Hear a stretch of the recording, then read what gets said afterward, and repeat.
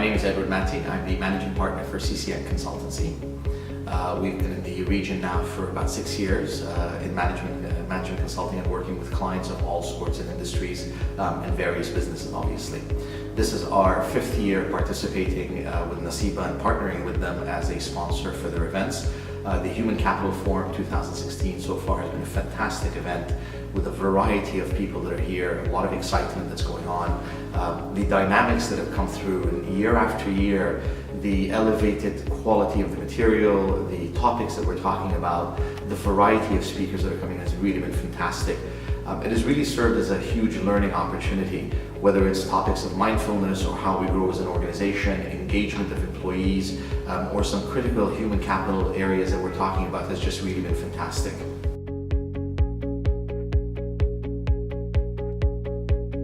The kind of attendees that we've had over the years has truly actually grown. We've seen people from compensation and benefit, which may be more specific, to other areas in people development and organization, and obviously senior level individuals at the HR level, be it chief HR officers or the like, and SVPs and so on. And I think that's really been a great opportunity also, because you're getting people who are at the very top level of their game, people who truly can make a difference and influence the organization.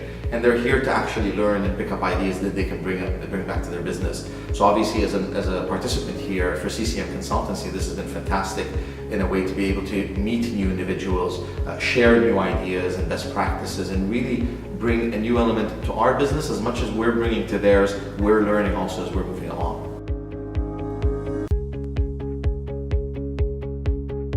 We delivered a keynote speech on mindfulness and leadership, and I think this is a topic that really is on everybody's mind today. You've got some very large organizations, multinationals, that are integrating mindfulness into their programs and their curriculum, and there must be a reason for that. And I think it's a little bit misunderstood. We hear the word mindfulness and we tend to think, is it meditation? Is it something about an elevated state of mind? The reality is what it is truly becoming the leader that you want to be for your organization and for society. It's about impacting the 4 levels that are critical for this year. It talks about the body and how we have to make sure that we have the capability to action certain things in business.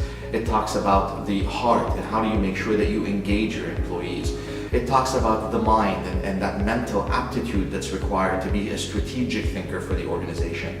And last but not least, it talks about the soul. How can we provide purpose for the people that we work with? So I think it's something that's hugely applicable today, whether you're a leader in the organization or even simply an individual that's trying to make your way through and make a mark in business. It opens us up to new opportunities. It opens us up to greater levels of thinking and truly a level of engagement that we haven't seen before.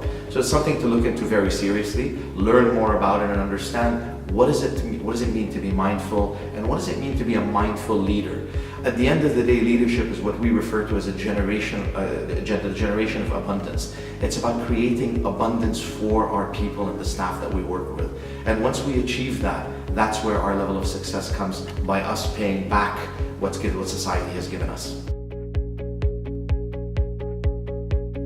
Mindfulness is a very, very large study, obviously, and it's an element that really has to be broken down into pieces. For companies that this is new to them, we often deliver a session on the introduction to mindfulness. And this can be a half day, a couple of hour session, it could be a day-long session for that matter also. And it really is about trying to understand what that all means and how they can start to live a mindful life, a business life for that matter also, that applies mindfulness. I'll give you a very quick example of different ways to apply that. Recently we worked with a client who's asked us to come in and really talk about mindfulness in the presence, the state that they want to be in. But interestingly, this was to a group of finance directors from across the globe for the organization. Now, we don't usually talk about finance directors and mindfulness in the same sentence, but this was really about how can we make sure that they become more engaged and engaging in the organization.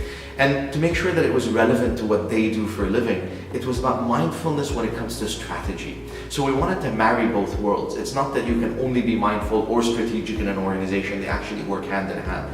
And we delivered a great intervention, which is a full day intervention, where we took them through mindfulness, what that really meant, and then how can they become more mindful in strategic decisions and application. So we wanted to make sure that they can make the material and the content that they're learning truly applicable in their day-to-day life. So we wanted to see that learning in the workplace where they can still do what they do every day, but do it at a different state of mind, do it at a different state of heart, apply that to how they can engage other employees, and really get the business to another level when it comes to success and performance.